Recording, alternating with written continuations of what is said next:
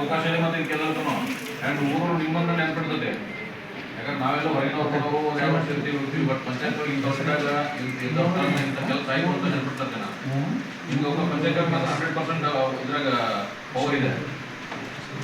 ಆಮೇಲೆ ಈ ಯಾರು ಮಾಡ್ತಾ ಇದ್ದಾರೆ ಅವ್ರಿಗೆ ನೀವೇನು ವಾರ್ನಿಂಗ್ ಮಾಡ್ತಿಲ್ಲ, ಅವ್ರಿಗೆ ಹೇಳಿ ಇದನ್ನು ನೀವು ಕಂಟಿನ್ಯೂ ಮಾಡಿದ್ರಂದ್ರೆ ಮುಂದೆ ನಿಮ್ಗೆ ಯಾವುದೇ ಗೌರ್ಮೆಂಟ್ ಫೆಸಿಲಿಟಿ ಆಶ್ರಯ ಮನೆ ಆಯಿತು ಅಥವಾ ಇನ್ನೊಂದು ಆಯಿತು, ಆಯಿತು, ಸಬ್ಸಿಡಿ ಆಯಿತು, ಗ್ಯಾರಂಟಿ ಆಯಿತು, ಇವನ್ ಗ್ಯಾರಂಟಿ 2,000 ರೂಪಾಯಿ ಬರೋದು ಕರೆಕ್ಟ್ ಇದನ್ನು ಕೂಡ ಕಟ್ ಮಾಡಿಸ್ಬೋದು. Because is doing illegal C R C ಯಾರಿದ್ದಾರೆ ಬಂದ್ಬಿಟ್ಟಿರ್ತಾರೆ ನೀವು ಇಲ್ಲೇ ಅದು ಮತ್ತೆ ಈಗ ಅದ ರಿಪೀಟ್ ಮಾಡ್ತಾರೆ.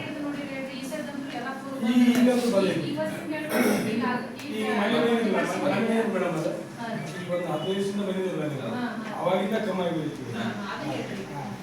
15 ದಿವಸದಿಂದ ಬಂದಿಂದ ಕಮ್ಮಿ ಆಗಿದೆ. ಯಾವುದೇ ಒಂದು ವ್ಯವಸ್ಥೆ ಕ್ರಮೇಣ ಟೈಮ್ ಹಿಡಿತದ, ಅವ್ರಿಗೆ ಅನಿವಾರ್ಯ ಬಿಡಬೇಕಪ್ಪ ಇನ್ನಾಗ ಬಂದೆ ಸರ್ ಎಲ್ಲ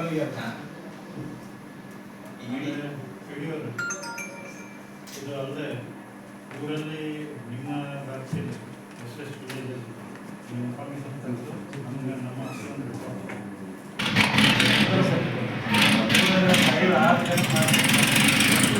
ವಾಶ್ ಮಾಡಿ ಅದನ್ನು ಕರೆದು ವಾಶ್ ಮಾಡಿರೋದ್ರೇ ಒಂದು ಅರ್ಧ ಮರ್ಯಾದೆ ಇರ್ತಾರೆ, ಅದರಲ್ಲಿ ಒಂದು ಇಬ್ಬರ ಬಿಡ್ತಾರೆ, ಅಷ್ಟು ಸುಧಾರಣೆ ಆಗಿರ್ತಾರೆ ಮಾಡಿ ಅಂತ.